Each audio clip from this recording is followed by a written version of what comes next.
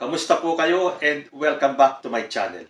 Napanood niyo po ba yung Senate hearing kung saan merong isang resource person na nakilala lamang bilang si alias Rene na nagbasa ng kanyang sinumpaang salaysay at kanyang ikinwento ang mga naranasan niya sa kamay ni Pastor Apollo Quiboloy. Kanya din isiniwalat na tumanggap ang mag-amang former President Rodrigo Duterte at si VP Sara ng bag ng mga armas. Ang pinagtatakan ko lang, ang alam ko, yung hearing na yan ay tungkol kay Pastor Quiboloy. Bakit parang nalihis yung sentro at napunta sa mag-amang Duterte? Well, okay lang yan. Kung yan po ay may katotohanan, edi dapat yan po ay pasinungalingan ni former President Duterte at ni VP Sara. Kaya lang, parang doon na nasentro yung usapin. Hindi kaya sinadya ni Risa Hontiveros na mapunta yung usapin dito sa mag-amang Duterte? Although kanina lang po ay nagsalita na si VP Sara at sinabi niya maglalabas sila ng statement at sinabi pa niya na natural yun, ini-expect niya na marami pang maninira sa kanya dahil yung mga naninira po sa kanya ay yung may mga ambisyon na tumakbong presidente dahil bilang vice president ngayon, siya po ang top choice para maging presidente sa 2028. So panoorin po natin yung video galing po sa Senate hearing at kayo na po ang humusga kung totoo po lahat ng sinabi ni alias Rene. Let's watch this. Ako po si alias Rene. Nasa 8 taong gulang at nakatira po sa Pasay City matapos manumpas sa ilalim ng batas at nagsasaad. Na-convert ako sa Kingdom of Jesus Christ noong 2015 sa pamamagitan po ng aking pagiging miyembro ng Keepers Club International, na isang youth organization ng simbahan na nagre-recruit sa mga paaralan. Kasama ng aking high school sa Tacloban City. Nag-aalok po sila ng fake scholarship para maengganyo po ang mga kabataan. Ang pag nahumaling ka na po sa kanila, unti-unti na po nilang ipapakilala si Apollo Quiboloy na siya daw ang anak ng Diyos at siya ang may-ari ng sanlibutan.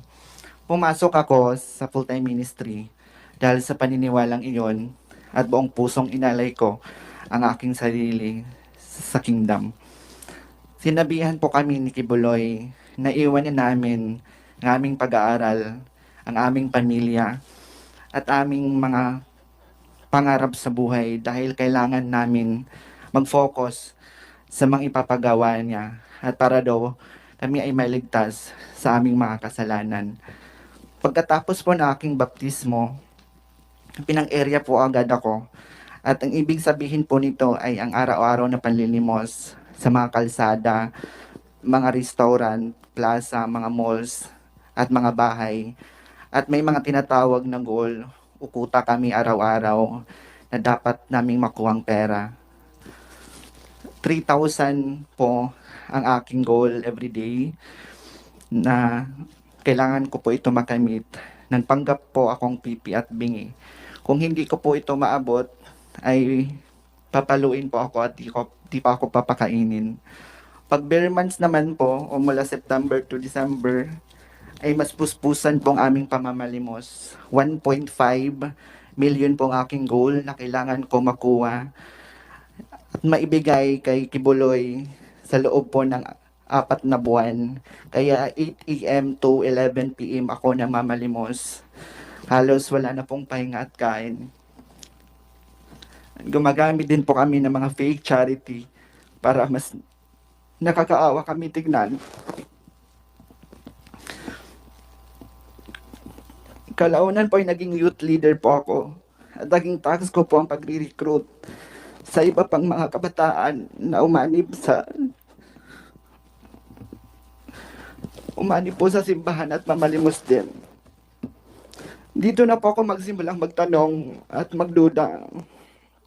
Nagigilty po ako na mag-recruit ng iba pang mga kabataan. Gusto ko na pong umuwi sa amin, pero sa isang banda po wala na po ako mapuntahan dahil iniwan ko na po ang pamilya ko. Nung nahalata na nila na po, ako po ay may agam-agam, Pinadala po ako sa Central Headquarters sa Davao. Akala ko ay matutupad na ang pangako nila sa akin na pag-aralin sa Jose Maria College.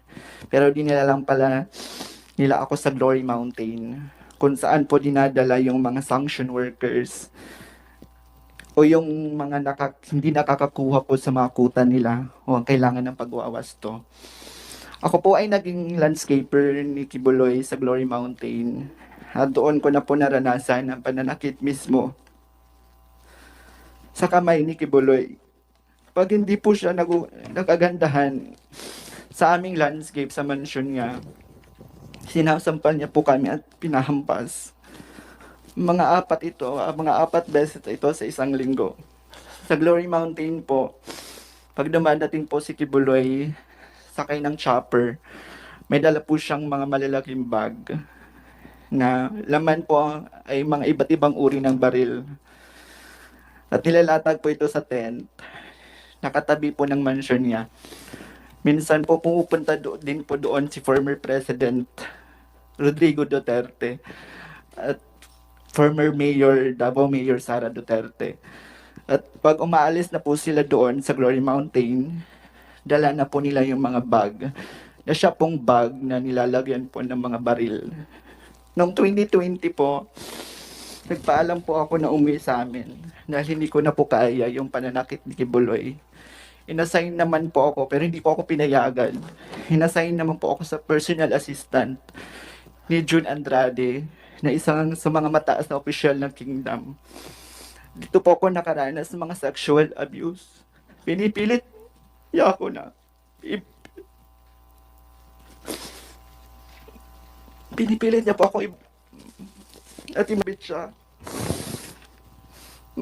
May basbas naman daw ito kay Kibuloy. Tinumong ko ito sa Executive Secretary ng Kingdom at CEO ng McDonald's KJC na si Eleanor Cardona. Pero hindi po naniwala bagkos pinagalitan ako at sinampal dahil grabe na daw po yung yawa sa loob ko. Pinag-fasting ako ng 7 araw na walang kain. Gusto ko na pong tawagan yung family ko para humingi ng tulong. Pero wala na po akong cellphone. Kalagitnaan po ng 2020, ako po ay na-assign sa SME9 News sa Makati bilang pong researcher. 8 a.m. to 4 p.m. po yung duty ko sa newsroom. At 6 p.m. to 11 p.m. naman po ako namamalimos. Si Tina San Pedro po, na boss namin sa SMNI. Ay siya din nagsasabi sa amin na kailangan namin ma-hit yung aming mga goals. Minsan din hindi ko po ito naaabot dahil na rin sa pagod sa duty sa newsroom. Kaya sinasampal po ako at hinahampas ng libro ni Tina San Pedro. 2021 po ako umalis ng tuloy ng Kingdom. Buong loob ko at kahit natatakot ako. Sabi ko hindi na ako magpapapigil pa. Nung unang araw yun nila ako payagan. Pero kalaunay pumayag sila matapos ko sabihin na kakasuhan ko si Tina San Pedro. Pero bago po ako umalis ng Seminay, kinausap po ako ng Seminay CEO Marlon Rosete na wag daw ako magsasalita tungkol sa Kingdom, anong mga nalalaman ko, especially sa mga nakita ko sa Glory Mountain. Kung hindi, ipapakulong daw ako at mawawala ako dito sa mundo. Nanahimik po ako ng ilang taon. Bit-bit po ang trauma, ang aking mga pinagdaanan. Lalo na po ako ay member ng LGBTQ community. Maraming salamat po.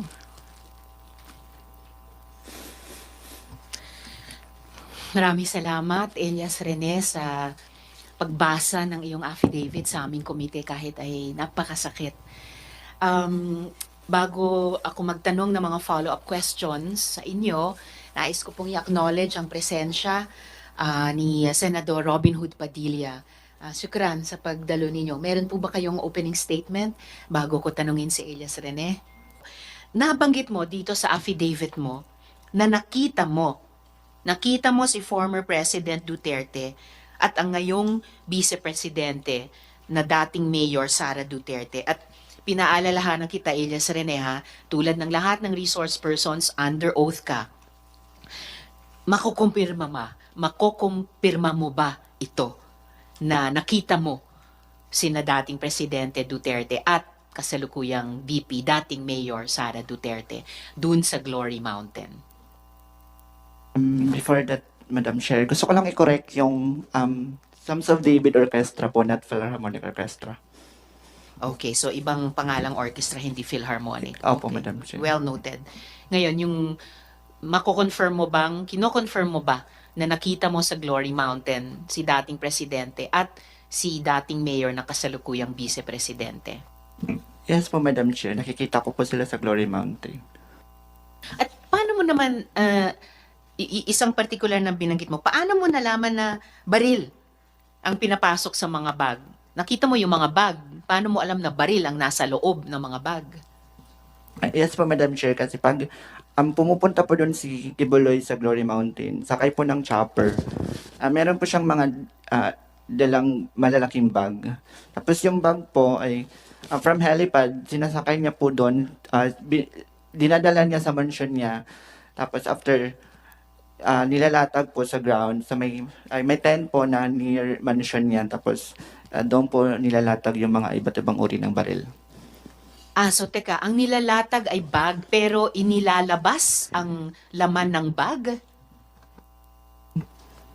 Nilalatag, baril po yung ang kinukuha from the bag, tapos ito pa inilalatag sa ground. Okay, so hindi lang bag ang nilalatag. After ilatag yung bag sa ground, dun sa tent, nakita mo na inilabas yung laman at nakita mo na ang laman ay baril na iba't Yeah. ibang klase? Yes po, Madam Chair. Okay, so kino-confirm mo yan sa komite na nakita mo ng sarili mong mata na inilabas ang laman ng mga bag at ang lamang ito ay mga baril na iba't ibang klase. Yes po, Madam Chair. Okay, maraming salamat Elias Rene. Baka may mga tanong pa yung kami ng mga komite mamaya po.